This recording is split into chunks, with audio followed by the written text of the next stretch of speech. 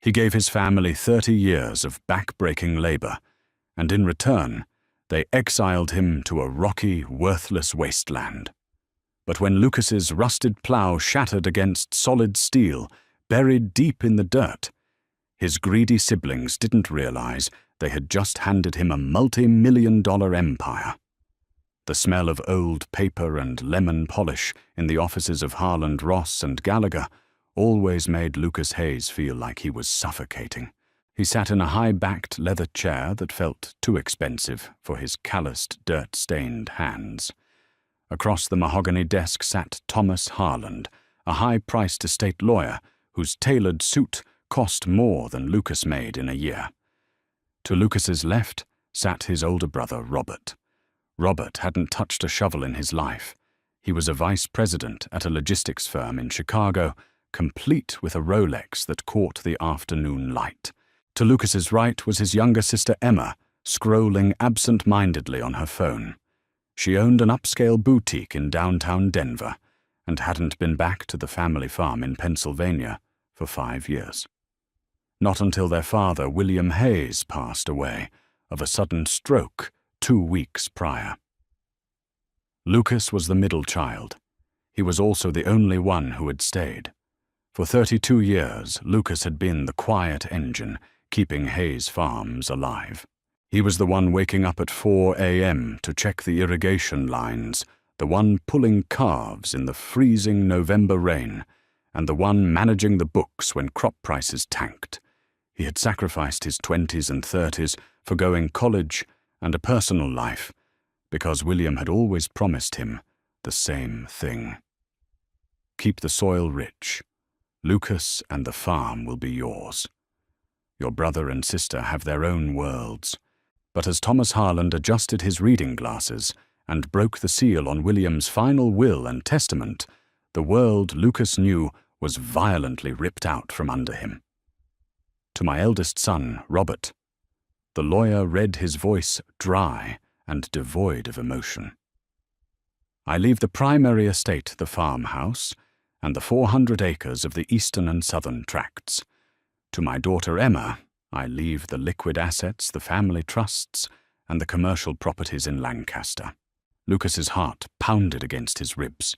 The eastern and southern tracts were the lifeblood of the operation, rich, loamy soil that yielded record-breaking corn and soybean harvests year after year. Harland cleared his throat, avoiding Lucas's eyes. To my son Lucas, I leave Tract 44, commonly known as the Ridge. The room went dead silent. Lucas stared at the lawyer, waiting for the punchline. Tract 44 wasn't a farm. It was a 15-acre scar of limestone shale and dead clay at the far northern edge of the property line. Nothing grew there. The locals jokingly called it the Devil's Ashtray. It had an abandoned, rotting hunting cabin on it, and absolutely no irrigation. That's a mistake, Lucas said, his voice cracking. Dad and I talked about this. I run the farm. Robert doesn't even know how to start the combine. Robert sighed dramatically, checking his watch. Come on, Artie. Don't make a scene. Dad and I had a long talk last Thanksgiving. He realized that keeping a 500-acre agribusiness profitable requires corporate oversight, not just a guy who knows how to drive a tractor. I'll be leasing the land to an industrial farming conglomerate. We're liquidating the equipment. You manipulated him, Lucas growled, his hands balling into fists. He was losing his memory, Robert. He was vulnerable, and you convinced him to strip me of everything.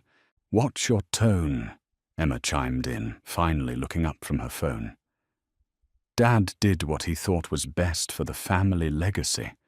You never had a head for business, Lucas. Besides, you have the Ridge. You can, I don't know, grow weeds or whatever it is you do. The betrayal tasted like copper in Lucas's mouth. He looked at the lawyer, hoping for some legal lifeline, but Harland simply slid a stack of transfer papers across the desk. It was ironclad. Robert had brought in his own corporate attorneys months ago to draft the amendments, while Lucas was out in the fields blindly keeping their inheritance profitable. Within 48 hours, Lucas was legally evicted from the farmhouse he had been born in. Robert gave him exactly 1 day to gather his belongings. Lucas packed his clothes, his tools, and his dog, a loyal mutt named Barnaby, into the bed of his beat-up 2004 Ford F-150. As he drove away, he saw a fleet of shiny black SUVs from an agricultural management firm pulling into the driveway. Robert was already selling him out. Lucas drove the 3 miles up the winding dirt road to Tract 44. The reality of his situation set in as he parked in front of the cabin. The roof was sagging, the windows were clouded with grime, and the surrounding fields were a desolate expanse of sun-baked rocks and thorny weeds. He had $2,400 in his personal savings account. He had no job, no reference outside of the family farm, and he was staring down a brutal Pennsylvania winter with a shelter that barely kept the wind out. He walked out into the middle of the barren field, dropping to his knees. He dug his hands into the dirt. It was hard as concrete filled with jagged shards of flint and limestone. Any normal man would have sold the 15 acres to a developer for pennies just to get away. But Lucas wasn't a corporate suit, and he wasn't a quitter. The anger burning in his chest crystallized into a cold, hard stubbornness. They wanted him to break. They expected him to come crawling to Robert, begging for a handout or a low-level job in the Chicago firm. Not a chance, Lucas whispered to the empty field. The next 6 months were a living hell. Lucas poured his meager savings into making the cabin habitable. He patched the roof with cheap tin-chopped firewood from the few scraggly oaks on the property line and sealed the drafty walls with industrial foam. By the time spring arrived, he was nearly destitute. He was surviving on canned beans, cheap rice, and odd jobs doing engine repair for neighboring farms. But his obsession remained the 15 acres of Tract 44. If he could just break the soil, clear the stones, and lay down enough fertilizer, he could plant a fast-growing cash crop, maybe a hardy strain of winter wheat or lavender. To do that, he needed machinery. He went to a local farm auction and spent his absolute last dime, $1,800, on a rusted, wheezing 1978 Massey Ferguson tractor and a heavy-duty subsoiler plow designed to rip up compacted earth. The machine belched black smoke and rattled like a tin can full of bolts, but it ran. It was mid-July, the hottest part of the summer, when Lucas began the grueling process of tilling the ridge. The sun beat down relentlessly, baking the back of his neck. The tractor roared, fighting for every inch of progress. The plow blades would bite into the earth, strike a massive shelf of limestone, and violently jerk the steering wheel, nearly dislocating Lucas's shoulders.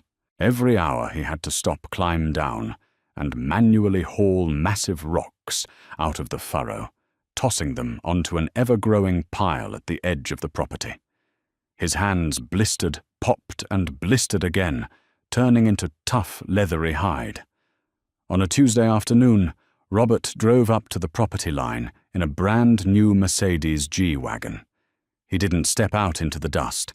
He simply rolled down the window wearing designer sunglasses. "Look at you, Artie," Robert called out over the idling engine of his luxury SUV. "Playing in the dirt. I just leased the southern acreage to Pioneer Ag for $500,000 a year. I'm willing to give you 10 grand for this rock pile, just to spare you the embarrassment. You can buy a nice trailer somewhere." Lucas killed the tractor's engine, wiping the sweat and dirt from his forehead with a grease-stained rag. He walked slowly toward the fence line, looking his brother dead in the eye. "Get off my land, Robert." Robert chuckled, rolling the window back up. "Suit yourself. Don't call me when you starve." The Mercedes sped off, leaving a cloud of white dust. The fury in Lucas's gut ignited. He climbed back onto the Massey Ferguson, threw it into a low gear, and dropped the plow as deep as the hydraulics would allow. He was going to break this earth or die trying. He pushed the throttle forward. The tractor groaned its massive rear tires, spinning and biting into the dry soil. He crossed the center of the 15-acre plot, a slight depression that had always collected stagnant water during heavy rains. Screech clang! The impact was so sudden and violent that Lucas was thrown forward, his ribs slamming hard against the steering wheel. The engine choked and stalled with a pathetic hiss. Lucas gasped for air, clutching his side. "Damn it!" he wheezed. He assumed he had hit a massive boulder, snapping the shear bolt on the plow. He climbed down, grabbing a shovel from the tractor's side mount to dig out the blade. He walked to the back of the tractor and began digging in the fresh trench. But as his shovel cleared away the dusty brown dirt, it didn't scrape against the familiar dull white surface of limestone. It struck something dark, something rusted. Lucas frowned, dropping to his knees and using his gloved hands to wipe away the soil. It was metal, not a piece of scrap or an old wagon wheel, but a massive, flat sheet of riveted steel. Curiosity overtaking his pain, Lucas began to dig furiously. He dug for an hour, creating a wide crater around the back of his plow. What he uncovered made the hairs on his arms stand up. It was a hatch. It was roughly 4 feet by 4 feet, made of heavy industrial steel plate, encased in a thick concrete collar that was completely flush with the bedrock beneath the topsoil. This wasn't some farmer's discarded junk. This was an engineered structure. At the center of the steel plate was a recessed iron handle, thick as a man's wrist, secured by a massive rusted padlock that looked like it hadn't seen the sun in nearly a century. Lucas sat back in the dirt, breathing heavily, staring at the anomaly. His family had owned this land since the 1890s. His father had never mentioned any underground structures, wells or bunkers on Tract 44. To his knowledge, no one had built anything out here. He ran back to his truck, rummaging through his toolbox until he found a heavy bolt cutter and an 18-inch crowbar. He returned to the hatch. The padlock was incredibly sturdy, an old-fashioned Yale lock, but decades of moisture and soil acidity had eaten away at the internal tumblers. Lucas wedged the crowbar through the loop of the lock, braced his boots against the steel plate, and pulled with all the strength in his back. With a sharp metallic crack, the hasp snapped. Lucas pulled the lock away, tossing it into the dirt. He gripped the iron handle. It was stiff, fused with rust. He poured a little motor oil from a rag over the hinges, waiting a few agonizing minutes before trying again. He braced his legs, letting out a primal grunt as he heaved upward. The steel hatch groaned. Dirt cascaded off its edges. Slowly, agonizingly, it pivoted open on its massive hinges, revealing a dark, square shaft descending into the earth. A blast of stale, cool air hit Lucas's face, smelling of damp earth, old wood, and something sharply sweet, like fermented grain. He grabbed his heavy-duty maglite from his belt and flicked it on, pointing the beam down into the abyss. There was a rusted iron ladder bolted to the concrete wall of the shaft. The beam of light reached the bottom, about 15 feet down. Lucas didn't hesitate. His heart hammering in his throat, he swung his legs over the edge and began the descent into the dark, leaving the blinding summer sun behind him. When his boots hit the solid concrete floor at the bottom, he swept the flashlight around. The room was massive, stretching out far beyond the perimeter of the hatch. It was a subterranean vault, its walls lined with thick timber beams that were miraculously still, holding back the earth above. But it wasn't the engineering that made Lucas drop his crowbar in shock. It was what filled the room. Stacked floor to ceiling in perfectly arranged dust-covered rows were hundreds of wooden crates.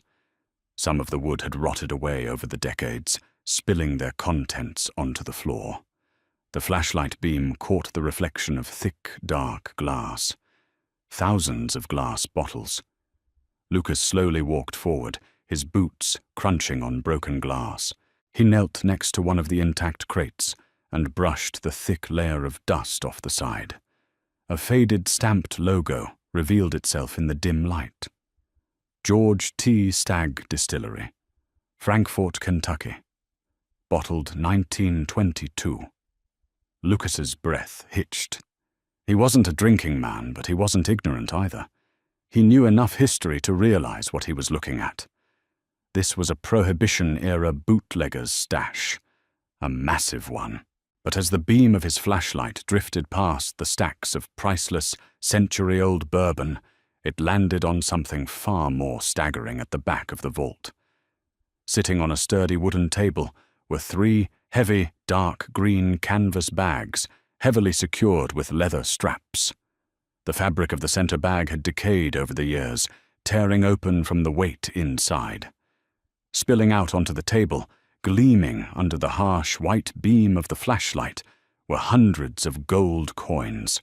Lucas Hayes, the brother, kicked out with absolutely nothing, had just hit the motherlode. And the twists were only just beginning.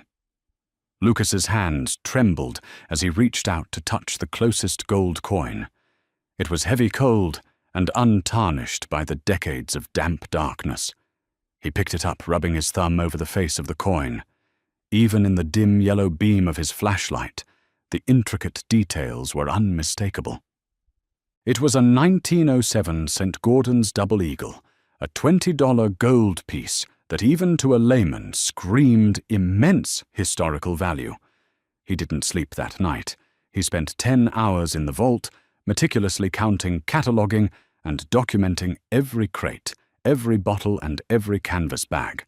The total haul was staggering 800 pristine bottles of uncut pre-Prohibition bourbon from the legendary George T. Stagg Distillery, and precisely 450 Double Eagle gold coins. But the most critical discovery wasn't the gold or the liquor. It was a small leather-bound ledger tucked beneath the canvas bags. Lucas brought the ledger up to the cabin as dawn broke over the barren fields. The pages were brittle, filled with elegant faded cursive. The name scrawled inside the front cover made Lucas's blood run cold. Elias Hayes. 1928. Elias was Lucas's great-grandfather, a man whose name was rarely spoken in the family. The official family law stated Elias was a failed grain merchant who lost the farm's early fortunes in the Great Depression.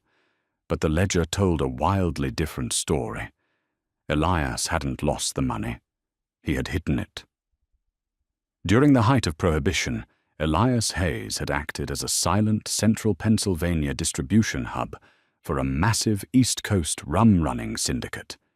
He had funneled illegal bourbon from Kentucky up through the Appalachian valleys, converting his cut into untraceable gold. Knowing the feds were closing in on the syndicate in the late 1920s, Elias had buried his ultimate retirement fund beneath the most worthless, rocky, unforgiving patch of soil on his property, Tract 44. He knew no sane farmer would ever try to plow the limestone ridge. It was the perfect hiding spot. Elias died of pneumonia a year later, taking the secret of his subterranean vault to the grave. Lucas realized he was sitting on a powder keg. If Robert or Emma caught wind of this, they would tie him up in estate litigation for the next 20 years, bleeding him dry with high-priced lawyers until he surrendered the treasure.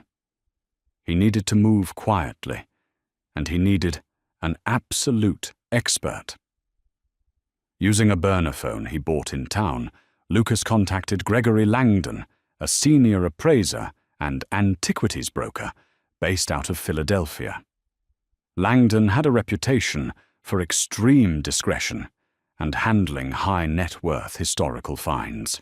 Lucas sent him exactly 3 close-up photographs, one of the Stagg bottle seal, one of a 1907 Double Eagle, and one of Elias's ledger. Langdon arrived at Tract 44 less than 24 hours later in a nondescript, mud-splattered utility van.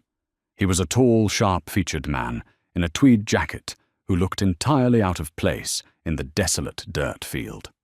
But when Lucas led him down the rusted iron ladder into the vault, Langdon's professional composure completely shattered. "Mother of God!" Langdon whispered, his voice echoing off the concrete walls. He pulled on a pair of white cotton gloves and carefully lifted one of the stag bottles. He held a specialized UV light to the wax seal and the aged paper label. "Lucas," Langdon said, his breath hitching. "Do you have any idea what this is? The bourbon market is currently experiencing an unprecedented boom. Modern collectors are paying tens of thousands for modern Pappy Van Winkle. But this pristine, temperature-controlled, authentic 1920s George T. Stagg. It's arguably the greatest spirits discovery of the century. At a private auction, these bottles will command a minimum of $25,000 to $30,000 each." Lucas did the math in his head. $24 million.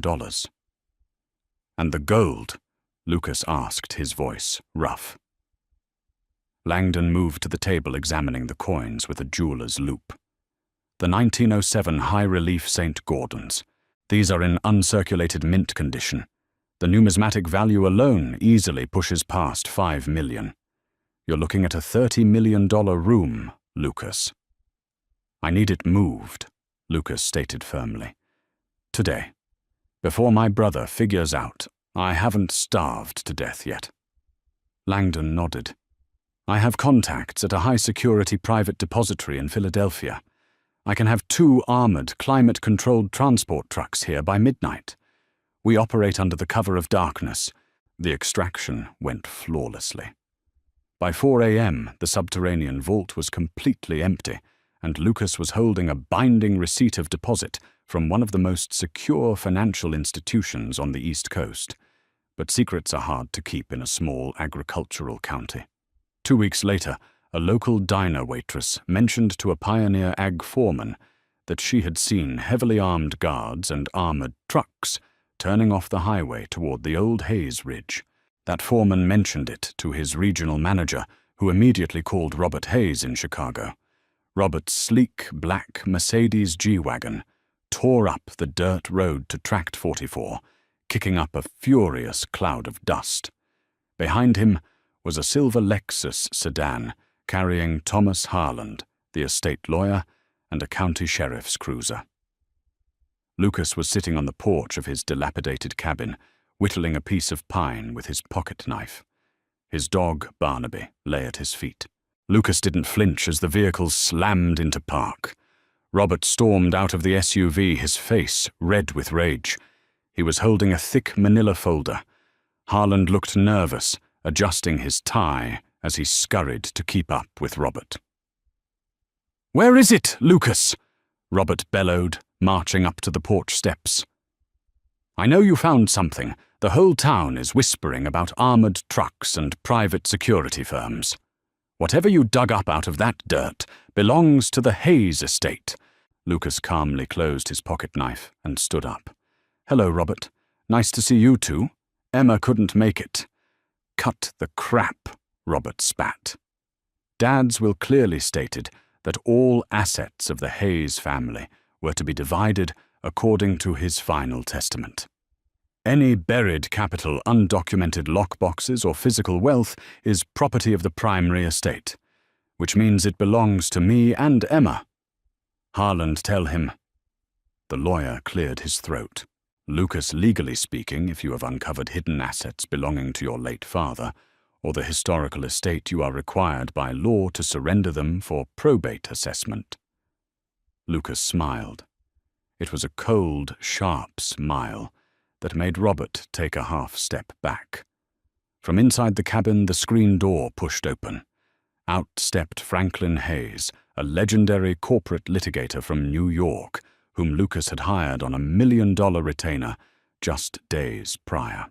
Hayes was wearing a 3-piece suit that made Harland's attire look off the rack. "Gentlemen," Hayes said, smoothly stepping up next to Lucas, "I am Lucas's legal counsel, and I believe you are gravely mistaken regarding the ownership of Tract 44's yields." "Who the hell is this?" Robert demanded. "Listen, you suit my brother is a broke dirt farmer. Whatever he's paying you, I'll double it to walk away." Hayes chuckled softly. I assure you, Mr. Hayes, my client is far from broke. In fact, he is currently liquidating assets that far exceed the net worth of your logistics firm. And as for your claim on his property, it is entirely baseless, thanks to you. Robert frowned. What are you talking about? Hayes pulled a beautifully bound legal document from his briefcase. This is the final ironclad transfer deed that you and Mr. Harland drafted to forcefully evict Lucas from the main farm. In your extreme haste to ensure Lucas could never claim any profits from the main farm's water tables, oil reserves, or natural gas, your lawyers included a very specific, very aggressive severance clause. Hayes flipped to the third page, highlighting a section in bright yellow. He read it aloud, letting every word hang in the air. The recipient of Tract 44. Lucas Hayes is hereby granted exclusive, absolute and unchallengeable ownership of all surface rights, mineral rights, and subterranean rights of the specified 15 acres. The primary estate relinquishes all claims to any and all yields, discoveries, or assets located beneath the topsoil of Tract 44 in perpetuity. Harland's face drained of all color. He realized instantly what had happened. In their greed to build an impenetrable wall between Lucas and the main farm, they had legally walled themselves off from anything Lucas found on his own plot. You signed away the subterranean rights, Robert, Lucas said, his voice ringing with quiet authority. You were so terrified I might drill a well and steal some of your precious corporate irrigation water you handed me the legal keys to a $30 million prohibition vault. Robert's jaw dropped. 30 million. He choked out his knees, visibly buckling. Great-grandfather Elias's rum-running stash, Lucas confirmed. 800 bottles of century-old stag and a mountain of gold. And legally it's 100% mine. The sheriff can escort you off my property now. The county sheriff, who had known Lucas since high school and never liked Robert, tipped his hat and placed a firm hand on Robert's shoulder. You heard the man, Robert. Time to go. Robert looked like a man who had just been shot in the stomach. He stared at the barren, rocky field of Tract 44, realizing that beneath the worthless dirt lay a fortune that could have bought his entire life 10 times over. He stumbled back to his Mercedes in absolute, crushing silence. The aftermath was swift and poetic. Sotheby's handled the private auction of the Elias Hayes collection. The bourbon and gold shattered auction records, netting Lucas over $34 million after taxes and fees. Robert, meanwhile, faced a catastrophic downfall. He had wildly over-leveraged his Chicago firm, taking out massive loans based on the projected 10-year lease income from Pioneer Ag. But Lucas wasn't done playing his hand. Using a newly formed blind trust, Lucas approached Pioneer Ag directly. He offered them double their projected profits to buy out the lease and purchase the main farm's 500 acres out from under Robert. The corporation eagerly took the payout. 6 months after being exiled with nothing but a broken tractor and a dog, Lucas Hayes drove his old Ford F-15 back up the driveway of the main estate. The corporate SUVs were gone. The land was his again. Lucas didn't buy a yacht or a mansion in the Hamptons. He moved back into his childhood bedroom. He bought a brand new fleet of John Deere combines, hired a dozen local farmhands at top-tier wages, and went back to doing what he loved, working the land. He kept the rusted Massey Ferguson parked out by the road as a monument to hard work and to the millions buried in the dirt. Sometimes, when the harvest was done, Lucas would sit on the back porch with Barnaby, pour himself 2 fingers of world-class bourbon from a private reserve he had kept for himself, and raise a glass to the rocky, worthless expanse of Tract 44. Sometimes the greatest treasures are hidden beneath the hardest trials. Lucas's story proves that resilience and hard work will always outlast corporate greed and family betrayal. If you loved this incredible tale of poetic justice and multi-million-dollar revenge, hit that like button. Share this story with someone who needs a reminder to never give up. And don't forget to subscribe for more jaw-dropping real-life dramas.